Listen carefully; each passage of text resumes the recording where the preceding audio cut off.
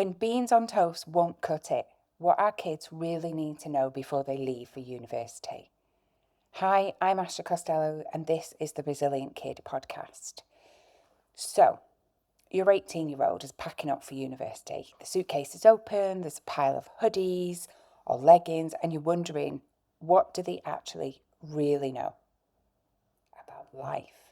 This episode isn't about lectures or textbooks. And as you know, if you listened to last week's, it was all about the emotions they might be feeling and you might be feeling. But today, this is going to be about real world stuff that your teen needs to know to feel confident, to feel safe and independent when they leave home without having to call you in a panic. Now, that's not saying they can't, but this is the kind of future-proofing skills that we need to give them and make sure we've got them down pat before they leave. So let's have a look at the kind of things. We're going to cut this into segments to make it kind of easier to think about. So the first one would be domestics, the basics, okay? So everyday life skills that they're going to need from the very minute that they walk through that door. So cooking. This is not gourmet meals, just enough to survive, to thrive, and to be interested in cooking for themselves. Now, in my day, it was very much, a lot of my mates used to, buy 12 pot noodles. I'm sure Dave's brother used to buy them wholesale, and a loaf of bread. Now, our kids are, they're not into that, are they? They're just not. They might be into ramen. Sometimes they've got better taste than us. But we need them to be nourished because we know that self-care and nutrition goes hand in hand with their resilience. So we need to make sure they're keeping up. So teach them 3 to 5 basic meals with limited ingredients. Stuff like spag bol, veggie stir fry, jacket potato, fajitas, things like that, that they have got it. Now, my daughter last year said to me, will you teach me how to make this or that? And it's really funny because she's kind of got it in her head that she's going to replicate what we have here. Now, yeah, do I want her to do it? Of course. But I also want her to be confident enough to try stuff out herself, So fajitas, if she's got leftovers, she can make quesadillas. All she needs to do is do it in a different way. But her thinking about it and have the confidence to do that. So that's really important. It's quite funny. There is a couple of stories that I have got around food. So one of them is a student who couldn't cook pasta. This is an 18-year-old, right, who couldn't cook pasta. And they were having a conversation and it was like, oh, did you read the back of the packet? Did you Google it? Did you phone a friend? And actually they ended up having something else because they couldn't cook pasta. Now, you and I as adults might be thinking, yeah, but you just put it in water and boil it for like 10 minutes. But actually, if you've never done that, and that just arrives on your plate already cooked, then that's really difficult. Now, I tell you that story, not to take the mickey out of that student, but actually, where's the resourcefulness? There's 3 things they can do to find out. And that's what I'm talking about. It's not just about being able to cook 3 to 5 basic meals. It's about having the resourcefulness that they can find out how to do it. Look for a different way for that information. And it's really funny because I was really surprised they didn't just Google it. But I suppose if you've never Googled a recipe, you wouldn't think about it. If you only use Google for a certain amount of things like homework or, looking up your favourite celebrity or clothes you want to buy, why would you? Maybe it just doesn't enter your head that that's what you can do. So things like that we need to be talking about as well. Also talk about food safety. That's really important so that stuff like raw meat doesn't go on where you're chopping your veggies. use by dates and what that actually means, and then freezing and how to, defrost safely and stuff like that. So, we've got a good 6 weeks of summer that we can do this, probably 8 weeks by the time they go. So whether it is you write down recipes, whether you get them to practice it, whether you stand with them in the kitchen, have some time with just them and go through, okay, what do you want to know how to cook? Ask them. What do you, because it might be all right us going, oh, yeah, let's cook spag bol. They might not really like it. They might just eat it because that's what we eat as a family. So really have that conversation and find out where they're at. And you know what? Meet them where they're at. I go on about this all the time. It's one of our values at the Resilient Kid. But meet them where they're at, because just because we think they should know this doesn't mean to say they do know it. So ask them what they already know, what they need to know. Now, if you are fancy enough that you're going to get Gusto delivered to their door, then amazing. They've still got to learn how to put it together. Okay? So yeah, just think about what it is, and maybe even shopping for that. Actually going out and shopping for their ingredients. Make a list of the favourite meals. And actually what you could do is do a batch cooking with them, where they've made it and then they start to freeze it as well. So they do the shopping, they write the list, they do the shopping, they come back, do the cooking, and then they batch cook it, so that you're not, this is not being spread over loads of time, that they know how to do it, but actually they then have got that stack in the freezer. So what next do we need to know? Laundry. Now, colours versus whites, looking at the label and what that means, how to avoid socks turning into, toddler size, and also how often bedding and towels actually need to be washed. And this is more than once a semester, just saying.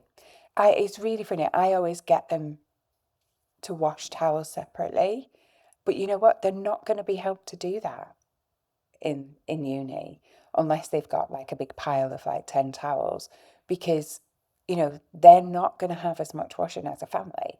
It's very easy for us to split everything off, but actually they either have to have quite a bit of clothes and then they do it all in one, so like once a week, or they wash like bedding and towels together to make up a load there.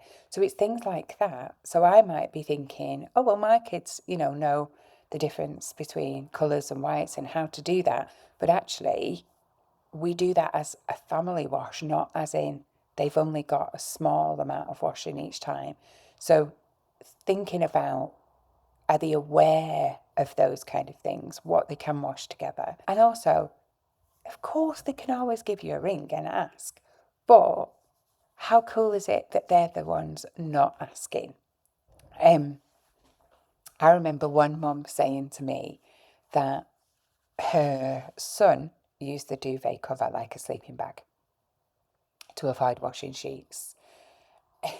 So I would say that's probably not the best way. Now, if it's really warm weather, then they probably are only doing, the kind of bottom sheets, but we need to encourage them to get them washed. Yeah, funny. Inventive and resourceful is what I'd say. Cleaning. So can your kids clean the toilet and the shower? Are they the ones who empty the bin? Now, not just empty the bin, but do they then look underneath? Is there anything, that they need to, are they aware they need to might wash the bin, wiping the counters, what they're wiping with as well, what, not just any old cloth, dealing with like mold, smells, fridge, things like that. So set them up with, cleaning products, but also what they're using those for. Because it isn't about it being immaculate. I mean, I don't think there's a student house out there that is. I might be wrong. And it was really funny because my daughter went out for a friend's birthday and they were calling out their older sister's uni digs. And she came home and she didn't talk about the night out. That's all she could talk about. Oh my God, I can't live like that. There's just like pots of empty mayonnaise jars on the floor. And all I say to you is, you don't want your kid to be that one. You don't want your kid to be the one that sets off this chain of reaction in the house where everyone goes, I'm not doing it. I'm not picking up after you. Now, you don't, obviously it's great if everyone chips in. And there's always somebody who doesn't wash the pots. Just make sure it's not your kid. Because also, the mental load of having a dirty house, the mental load of they've got an essay in and, there's loads of pots, they can't find clean plate or, pots or the fridge, the bin is overflowing. The bin is always, in a student house, always atrocious. So really, giving him those skills really helps their mental health as well. And I can't stress this enough. Those kind of basics around cleaning, making it livable. It doesn't have to be immaculate, but it does have to be livable. I remember my mum and dad coming to my student house, and it was like a big old Victorian terrace. And there was 4 of us who shared this house. And whenever parents came round, it was always like, right, everyone tied it. Now, my mum was proper OCD about cleaning. And when I say that, I can't stress what I mean by that. She was, fanatical, absolutely fanatical. But my friends understood that if a parent was coming round, we would all clean. And that would be the same if it was my mum or their mum, whoever it was. And it was kind of cool. They didn't come that often, but it did mean that you completely bottomed the house. So, next thing we need to look at, financial confidence. This is where students get overwhelmed very quickly. Not last week, the week before, the first kind of podcast of July was with Leslie Thomas. She is amazing. Talked a lot about finances with teens and what they needed to know and things like that. So go back and listen to that. It's honestly tremendous. Her work around money confidence with kids is just brilliant. So, but what do they need to know right now? So budgeting, right? Help them break it down. How much have they got for rent? How much have they got for groceries? Social life, let's not pretend that's not going to happen. So let's budget for it. Travel and emergency fund. Even if it's just a fiver in the back of the phone, have that emergency fund. Now, the way to think about it is split it into kind of 50, 30, 20. So 50% on needs. So that's like rent and groceries. 30% on wants. So what they might, want to buy. So that would include going out. And then 20% saving emergency money that they can jump into if they need. But they have to start saving that from the beginning, or there is no emergency money to go through when, when they actually need or they have that emergency. So, it's quite funny as well I find that when students go to university, there's always going to be somebody that's got more money than you. And your bank balance is not a reflection of your worth. And I think that's quite hard at the beginning for them to get their head around. But having that backup money, right? And of course, they can ring home, but we want them to be confident. And let's be honest, we don't want them ringing home every week I've run out of money, because where's the skill? Where's the pride that they've got? And they've got to learn this skill because, we're not going to be around forever. We want to future-proof them, and this is how we do it. On that note, if they're getting a part-time job, which I would absolutely encourage, because it gives them a purpose, it gives them independence, it gives them confidence, and actually there is a real sense of, a real sense of self-worth when they earn their own money. So talk to them about national insurance and tax. Now, I think they have to roughly earn about 12,500 before they start paying tax. However, if they have absolutely, over the summer holidays, have earned mass chunks of money, then we need to think about that because it might kick in at some point after Christmas. Especially if they've done a half term and they've done, if they've done extra hours during half term and Christmas holidays, then they might, hit that quite quicker than they expect. So understanding what national insurance is and their tax, excuse me, also what's gross pay versus net pay. All right, how much are they taking home? Because quite often, they'll go, oh, but I've earned that. Why am I only getting that? That's when obviously tax kicks in. Also, as well, there's lots of students that get paid cash in hand. Get them to check their hours. I have one student who never checked her hours at all and was getting grossly underpaid. And, that chunk of money, they deserve it, they've earned it. So even if, should they be getting cash in hand, then make sure they're checking that as well. And check, once they start to get taxed, get them to check their tax code because, spoiler, many students, once they hit that tax threshold, are on the wrong tax code and are getting overtaxed. And so, they can claim that back.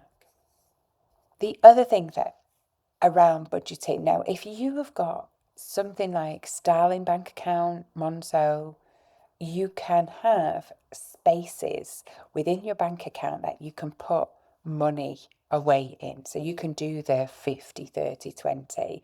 But there are also other budgeting apps out there, Snoop, Emma, Plum, that they can use to see what they're spending on as well. Discount apps, Totum, that's Totum. Unidays they did in sixth form, so if they've, they might still have that. That gives them discount in clothes shops, I think it gives them discount in Greggs, loads of different places online where they can get discount as a student. So absolutely encourage that. What I would say to you is getting them to do a little bit of reflection on where they spend. So two stories I've got with students that I've worked with. One spent £100 in Greggs in 1 week.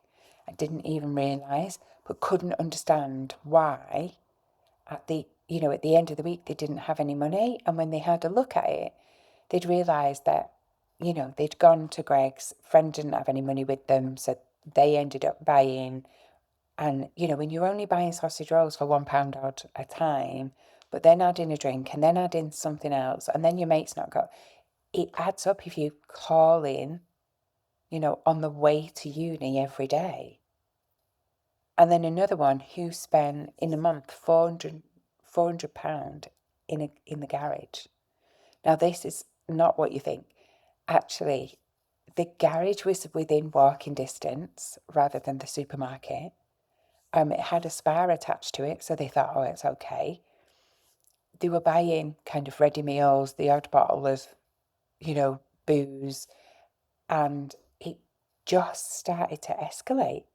And it was only when they went through their bank account and seen like spa, which was attached to the garage, that they realised where they'd spent all the money. Now, had they have gone a little bit further up the road and made that effort to extend that a little bit and go to the supermarket and do a big shop, they would have saved themselves loads of money. So it's just being aware, really, of that kind of thing, because money slips away really quickly when there's not a plan. But a little bit of preparation, a little bit of thought makes a massive difference. Okay, so admin. Admin, what we probably call adulting, right? This is a bit I think nobody really tells our kids. We don't really talk about it. We think we've had these kind of conversations over time, but just make sure that you have before they go when they're on their own. So it's the bit that we don't like to do, but Do they know their national insurance number? Think about paperwork basics. Do they know the national insurance or where to find it? Have they got key documents, whether it's physical, so whether they've got like a little physical folder with them in, or have they got it digitally? Passport, NHS number, student finance details, uni acceptance course, and information. Like, have they got that physically in their hand or in a folder on their emails? Because what we don't want is suddenly having a panic because the student finance are questioning something. They're having to fly through all their emails to find it, because that will cause them stress. And those kind of stresses are a real struggle, and it's that mental load. If you've got that on top of a deadline, on top of a dirty house, on top of not having much money, that's when the student's mental health really struggles. Next one, healthcare. Register with the GP near their uni. Do they know how to book appointments? I know that sounds daft, but if you've already done it, if you've always done it for them, they feel very awkward in these situations. So start getting them to do that. Do they need, if they are struggling with their mental health, do they know where to go? Who's on campus? Find that kind of information out together. Have they got counsellors there? They should have a pastoral section. Who do they go? How do they make an appointment if they are struggling, if the stress is getting too much? What can they go to a pharmacy for? Everything from cold sores to sore throats. We don't have to always go to the GP. You can walk into your local chemist and ask the questions. Set them up with a basic first aid as well. Plasters, cold beds, painkillers, maybe a thermometer, a little mini thermometer. Cold sore, my eldest struggles with when she's run down cold sores. So I would, and their cold sore cream's like £6. That's something they're not going to buy themselves unless they really have to. So, think about what they go in your cupboard for that's already there. I have started as well having hydration, like effervescent electrolyte tablets. And I have started so we've had a couple of really busy weekends with various different things on. And actually the kids are tired, you can see it. And so I've started popping one in their water or encouraging them to do that, because just to give them that boost, because they are tired, because it is hot at the moment, they are sweating more, they're having later nights, to just give them a little bit of boost, pop one of them in. Give them a little box. I've got a friend, I can say it on here because my eldest won't be listening to the podcast, that's for sure. But she's actually made up, my eldest, a little like emergency box with that kind of stuff in, which is so cute, along with chocolate and things like that. And then kind of the last thing, staying safe. And this is a conversation that you need to have, not when you're dropping them off, but when, you're both relaxed, maybe going for a walk side by side, about consent, about boundaries, about being responsible with alcohol or drugs and their surroundings, being aware of their surroundings. The basic personal safety, sharing your location with a friend, knowing where to go on campus for help, and how to report something that's worrying them. And I would go one step and talk about safe sex as well. If you haven't had that conversation already, then, having that, because it's not about just contraception, it's about safe contraception, for all concerned, because the last thing we want is their university life being interrupted by STDs, pregnancy scares, Now, of course, there's loads of people on campus that would be able to help with that, but we don't want that for our kids, do we? We want them to be safe up front, and pretending this isn't going to happen, pretend they're not going to have sex at university, things like that. It's not going to keep them safe. And our job is to keep them safe. Our job is not to keep them happy. That's their job. Their responsibility is to be happy. Our job is to keep them safe. And all this that I've told you today is to help that and to future-proof them. So, it's really about independence and that future-proofing, knowing how they found out. It's not knowing everything or not needing help. It's how to find out that information, arming yourself with that information, and then, find out more and then reach out for help as well if you need it. But actually, giving them all this kind of stuff up front will help them feel more confident before they get there. I know that my eldest has started to compare and contrast what she knows in comparison to some friends. There's one of her friends is having catered halls because they can't cook.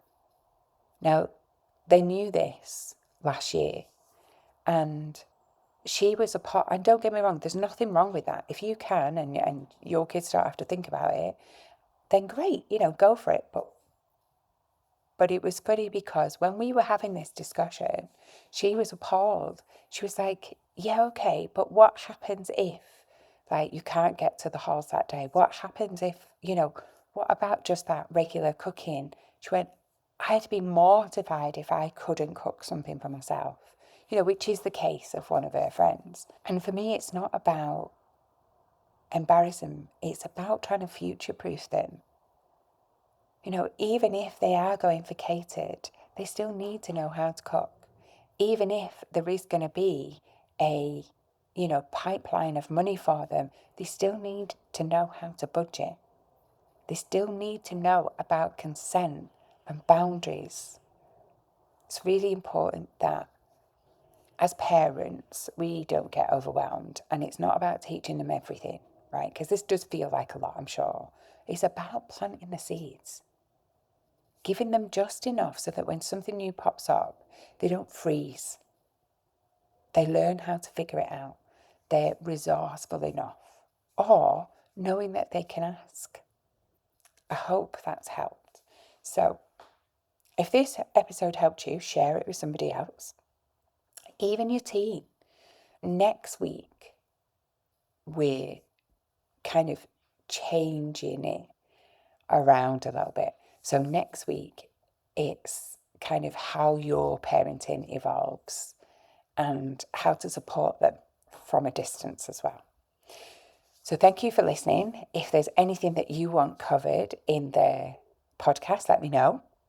And also let me know how it goes. If you're suddenly starting to teach your uni kids, how to cook or how to budget, how's it gone? How's it gone? Let me know. Take care, everyone. Lots of love.